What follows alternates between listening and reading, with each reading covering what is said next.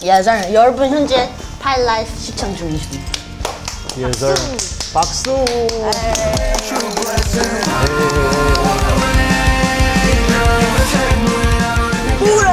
원러 뉴웨이 땅구씨 고부러 반갑습니다. once again. 예, 저희가 스페이스탑 앨범으로 컴백을 했습니다. 예전 여러분 릴체리 먹방 마마 도착했습니다.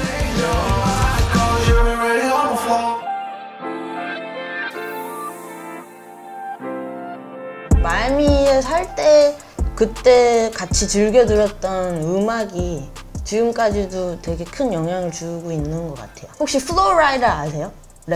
플로라이더라는 래퍼가 있는데 애플 바름 진스로 뜨기 전에 저희 중학교 와가지고 공연을 했었어요. 그때.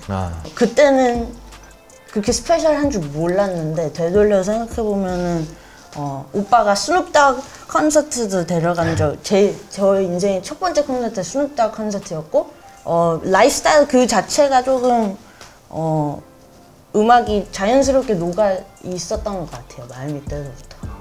예, 낯설었지만 이제 그 문화에 젖고 나서는 이제 누구보다도 신나게 듣고 즐기고 놀았었던 기억이 나요. 마이애미는 약간 도시 느낌이라기보다는 준시골이고 다 친구들이 에너지 넘치고 다 다이나믹한 친구들이 많았었기 때문에 그 친구랑 섞어 같이 이렇게 어울려 놀다 보니까 저의 다이나믹함이랑 저의 경험도 엄청 풍부해졌던 것 같아요. 처음에는 제 이름 이제 SUNWOO로 스펠링을 했는데 이제 거의 다 발음을 못하죠. 근데 이제 어떤 친구가 sunwoo라고 발음을 하기 시작했을 때부터 친구가 되게 많이 생겼어요. 그리고 복도에서도 불러보고 싶은 이름이 된 거예요. 약간 밈. 예. 아, 그치. 그때의 밈이었죠. 초창기 밈. 예. 그래서 제 이름 덕분에 인종차별을 그래도 조금 디펜딩 할 수 있었던 것 같아요. 그 첫째 날서부터 큰 인종차별을 제가 좀 당했었는데 그때 제가 계산기 시계를 갖고 다녔었어요. 그 막 TV도 조종 가능하고 막 되게 저희 그때 유일한 친구 같은 친구 시계였는데 처음으로 한 흑인 친구가 저한테 다가오더니 야, 너 이 시계 멋지다. 나 잠깐 빌려 써도 돼? 방과 후에 돌려줄게. 그래서 저는 당연히 첫 친구였고 돌려줄 줄 알았고 그래서 순수하게 이제 시계를 빌려줬다가 그 친구가 아예 그걸 꿀꺽해서 먹은 사건이 있었어요. 다행히도 주변 친구들이 그 친구가 저한테 어떤 모진 욕을 했는지를 이제 알려줌으로 인해서 그 친구가 인종차별로 이제 정학을 당했었던 기억이 나면서 그때 제가 얻은 교훈이 야, 이게 인종차별 막 누군가 나한테 놀리고 이럴 때 가방 이렇게 하면은 더 놀림을 받는구나 싶어서 그때서부터 그 친구가 친구들이 뭔가 주변에서 저를 도전할 만한 발언이라든지 그런 승부를 걸었을 때 제가 지지 않으려고 엄청 에너지를 크게 했었던 기억이 나요. 이제 비보이 팀에서는 제가 단장을 했었었는데 그 프롬이라고 졸업 파티가 있어요. 제가 거기 프롬킹으로 이제 졸업을 해서 저희 고등학교의 그 벽에 아직도 제 사인하고 이름이 걸려 있습니다. 그거 한번 보러 가야 되는데? 예. 근데 그거는 진짜 thanks to the 비보이 정신? 제가 항상 비보이 덕분에 더 자신감을 가지고 학교를 이렇게 돌아다닐 수가 있었어가지고 그게 저한테 되게 호감이 돼서 그때 전체 투표에서 1위를 했었던 것 같아요.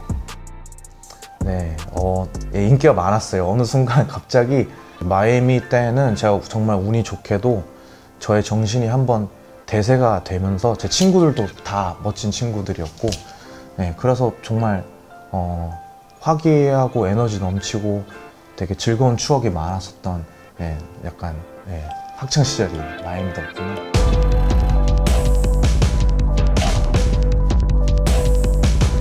선배님이 계셨었는데 이제 그 선배님이 현실적으로 하신 충고가 야, 석사 가지고 안 되겠더라. 박사까지 하고 와야지 이 전공은 좀 살아나는 것 같다.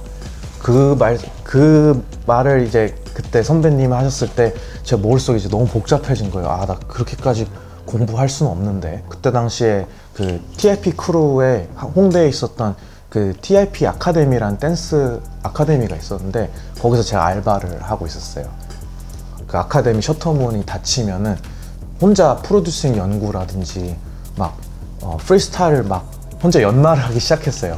이제 그러다가 힙합 엘리에다가 한번 공고를 냈었던 적이 있었어요. 게시판에다가 약간 더블 엑셀 사이퍼처럼 그 비어있는 그 연습실을 제가 혼자 좀 꾸며가지고 좀 멋진 빛 한 줄기에다가 사이퍼 같은 영상을 이렇게 딱 찍고 싶었었는데, 제가 그때 본의 아니게 한 40명 정도랑 이제 만나서 얘기해보고 영상을 좀 테스트해볼 수 있는 기회가 생겼었는데, 제가 영상을 찍으면 찍을수록 그 플레이어한테 무언가의 아쉬움이 이제 묻어 나오는 거죠. 아, 이 랩은 이런 리듬에서는 이렇게 랩하면 안 되는데, 아, 핸드폰 보면 안 되는데, 아, 더 멋있어야 되는데, 약간 이러한 생각들이 계속 쌓이니까 이거 내가 해도 되겠구나 라는 생각이 이제 조금씩 들기 시작한 거예요. 이것을 꼭 나도 힙합을 좋아하는 사람들한테 증명을 받고 싶다 라는 마음에 계속 그때서부터 매일매일 프리스타일 연습을 본격적으로 하기 시작했고, 그래서 지금까지 이렇게 오게 된 것 같아요.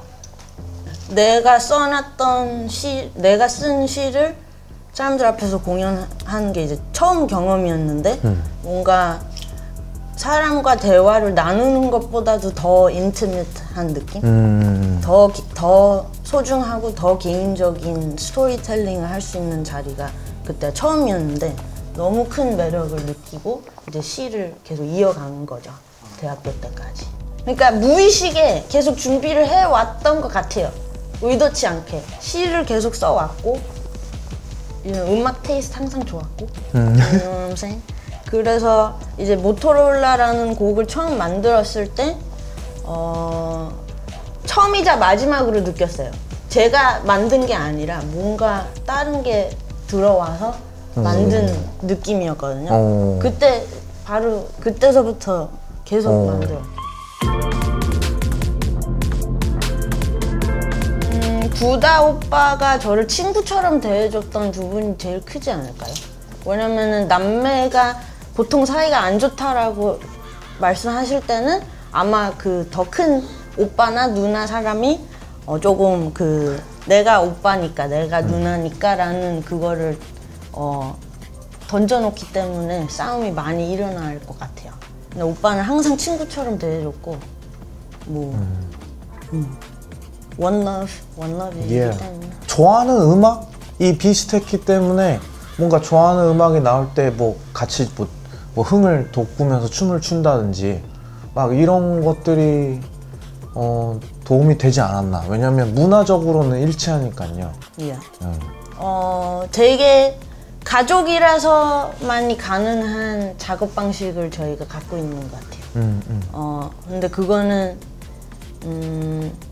노력으로도 안 되는 시너지인 것 같아요. 가족이기 때문에.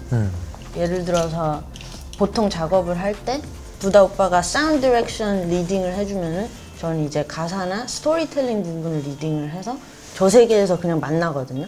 그러면은 되게 많은 대화가 필요 없이 이렇게 작업이 가능한 듀오가 거의 없지 않나 생각해요. 우리 스페이스톡 앨범에서 새로운 키워드 하나는 사운드 디자인인 것 같아요. 그래서 부다 오빠 비트 위에 단순히 래퍼가 랩을 그 위에 얹는 느낌이 아니라 서로 사운드 디자이닝을 한 느낌이에요. 그래서 음악과 저의 보컬이 진짜 찰떡궁합이 된 케이스? 예절. 셰프톡을 내고 나서 아직도 조금 저희가 선보일 수 있는 그 장르의 폭이라고 할 때 선보인 게 아직 많다, 아직 못 선보인 게 너무 많다 이런 생각이 들어서 기존에 안 해봤었던 장르를 이제 힙합의 근본을 활용해서 섞는 시도를 이번에 스페이스톡 때 하고 싶었고, 대신에 이제 주제가 우주다 보니까 조금 더 전체적인 트랙의 분위기가 약간 다른 문명에서 들을 만한 사운드라든지 아니면은 약간 인공위성이 지구를 바라봤을 때 어떤 메아리가 쳐질지 같은 생각으로 이번에 한창 하이퍼팝이 트렌드이고 그걸 이제 적극 채용해서 이제 그 음악적으로 한 바퀴를 이렇게 돌려고 해봤어요. 저희가 소스톡이랑 셰프톡 때서부터도 이제 부다 오빠가 보컬만이 아닌 이제 executive producing 롤을 계속 해왔어요. 그러니까 사운드 디렉션을 항상 방향성을 오빠가 메인 역할이었는데 이제 이번 스페이스 톡부터는 직접적으로 프로듀싱에 참여를 해서 12곡에 9개가 다 골드부다 프로듀싱이고 되게 컬렉티브한 사운드인 것 같아요. 이 장르 이름을 저희가 부다 크렁크라고 이름을 만들었는데 부다 크렁크 안에는 뭐 힙합, 랩, 팝, 케이팝, 댄스, 테크노, 저지 클럽, 하이퍼팝, 클라우드 랩, R&B 다 들어가 있는 거예요. 네, 지난번 앨범보다 조금 더 그 대중한테 다가가고 싶은 마음도 컸어요. 약간 외칠 수 있는 공연장에서 다 같이 이렇게 하고 이렇게 하면은 외칠 수 있는 그런 바이브에 조금 집중을 했고 이제 아무래도 코로나가 장기화가 됐었다 보니까 이제 자리에서 벅차고 일어나서 엉덩이를 흔들고 싶을 때 머리를 흔들고 싶을 때 최적인 곡을 이제 선사하고 싶었어요. 예.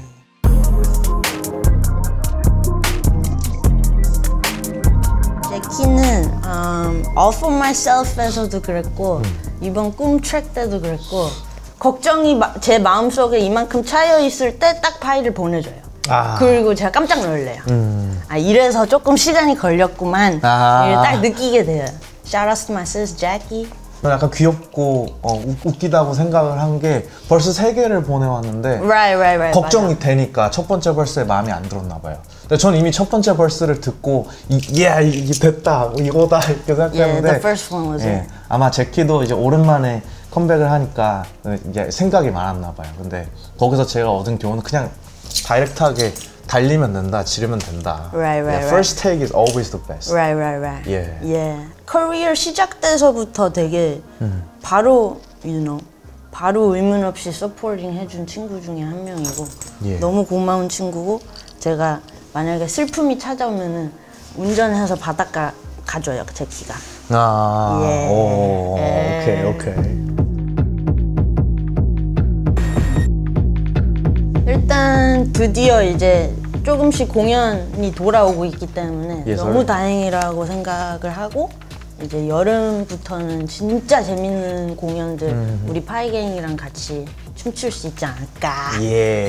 공연장에서 땀 흘리고 열심히 춤추고 그 뜨거운 에너지를 같이 느끼고 싶은 게 앞으로의 가장 큰 목표고요. 그리고 이제 저랑 지금 친하게 지내고 있는 다른 기존의 멋진 플레이어분들과 제가 살짝 앨범 준비하느라고 놓치고 있었던 외부 작업을 전 열심히 좀 진행해 보려고 공연 이후에 생각하고 있습니다. 여러분, 꿈은 현실이 돼요. 그래서 꿈은 크게 꾸세요. 다 안 이루어져도 일단 크게, 일단 그릇을 크게, 마음의 그릇도 크게. Don't forget it. 그리고 자연과 하나가 되는 거를 꼭 추천을 드릴게요. 정신 건강, 잇몸 건강을 위하여. 자연 초록색, 무한 초록색 보러 다니세요, 여러분. 사랑하는 사람들과 함께.